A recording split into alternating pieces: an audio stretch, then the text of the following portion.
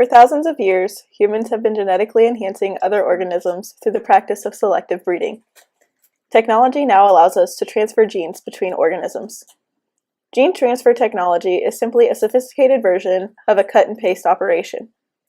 Once the desired gene is identified in the native organism's genome, it can be cut out, transferred to the target plant, and pasted into its genome. Once the new gene has been introduced, the plant can be bred to create a new strain that passes a gene from generation to generation. There are many reasons and positive impacts stemming from the creation of GMOs. One being to develop crops with pest-resistant traits, and crops that are resistant to low-cost, environmentally safer herbicides. These crop varieties mean fewer and less troublesome chemicals are needed to control various crop pests.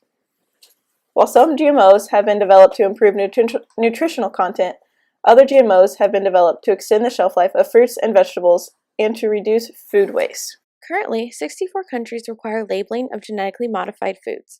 Unlike other developed countries such as Japan, Australia, and China, the U.S. does not mandate the labeling of genetically modified foods.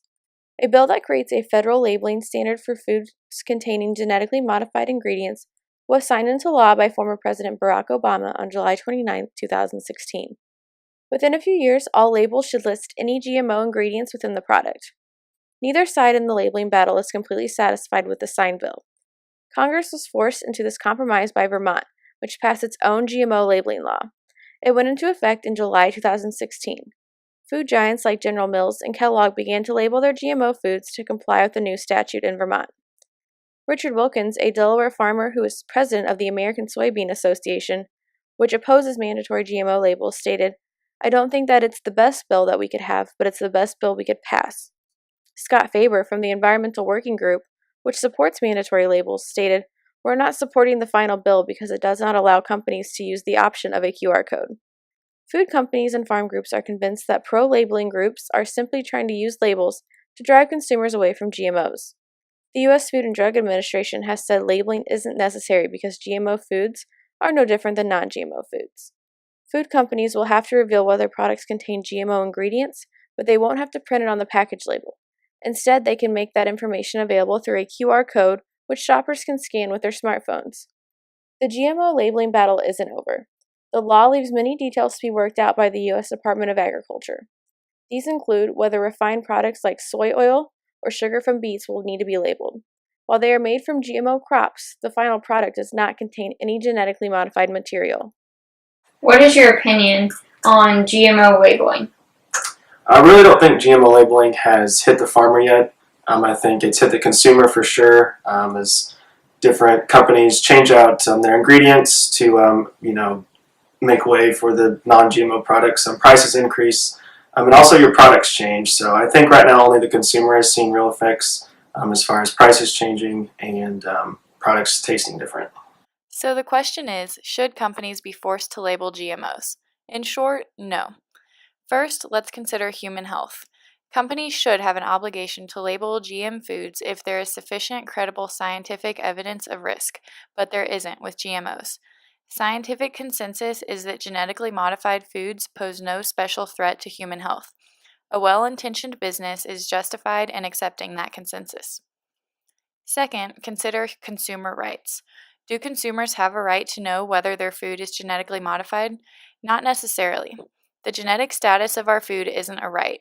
Rather, it is an interest. Some people may be interested in knowing that information, but that doesn't mean they have a right to it because it does not affect their health. However, because of the bill signed in by President Obama last summer, consumers will have no choice but to have their foods labeled. From an economic and health safety standpoint, labeling GMO foods is unnecessary. However, sometimes it is important to do unnecessary things in order to please a large number of people. If a great number of U.S. citizens are asking for GMO labels, the federal government has to facilitate this request.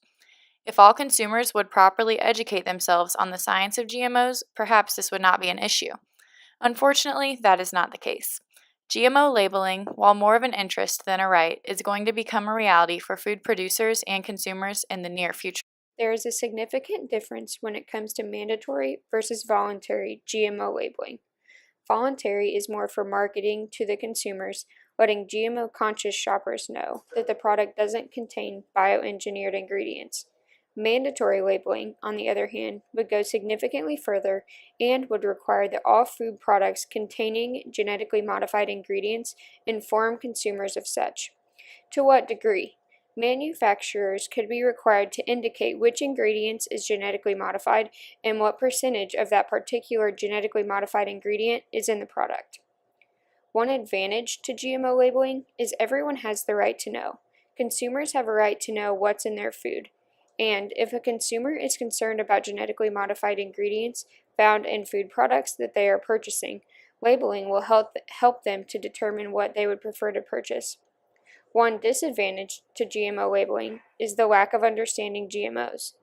While consumers will easily determine which products contain GM ingredients with an implemented labeling system, there's a portion of the population that doesn't correctly understand what the term genetically engineered means.